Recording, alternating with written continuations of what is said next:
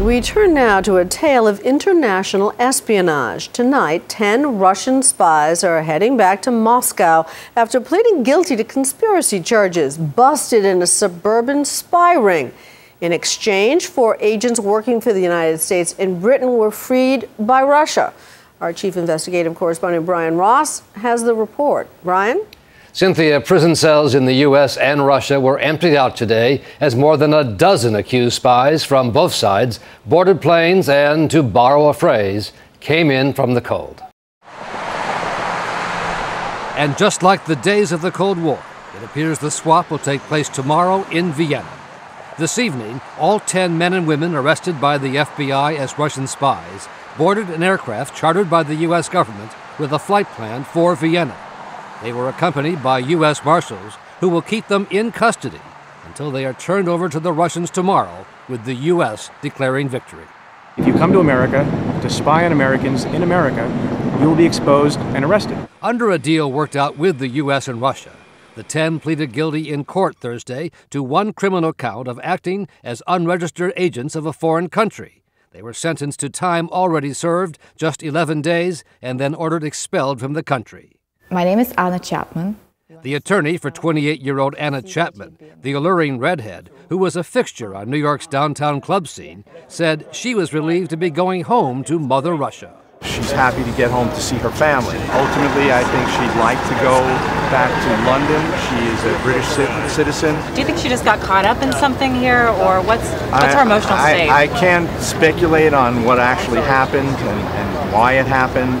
I can tell you if she probably had it to do over again, she wouldn't do it. But the sons of another admitted Russian agent, Vicky Peleas, said they were in mourning.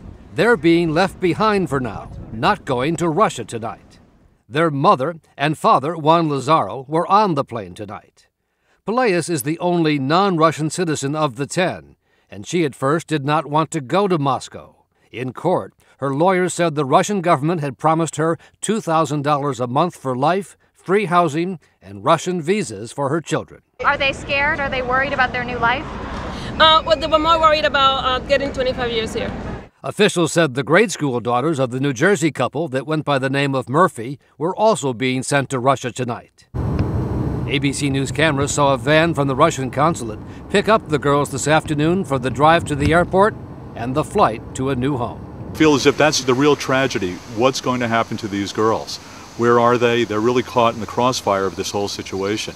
The 2 sons of the accused spy couple in Cambridge, Massachusetts, aged 16 and 20, were reported to have left for Moscow last night.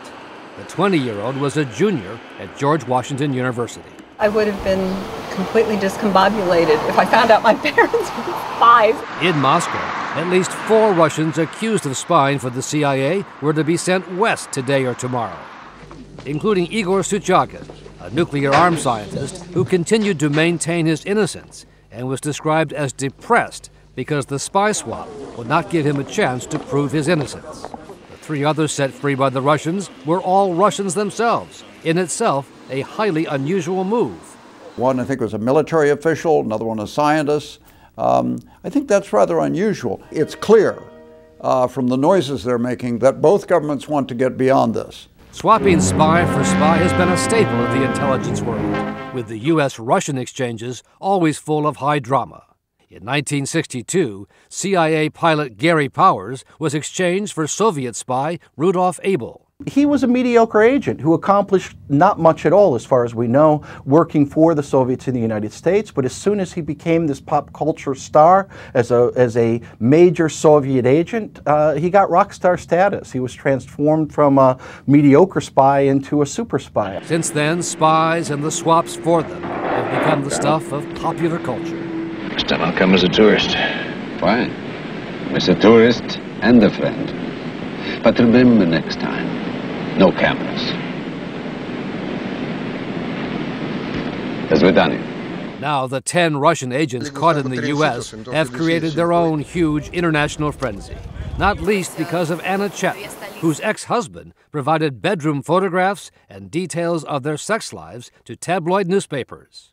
Her family has already hired an agent to sell her story. Far from discouraging anyone from participating, the relatively lenient sentence, the rapid turnaround, the hero worship associated with some of the members of the spy group show that there isn't much of a downside to being caught as a spy for a foreign nation.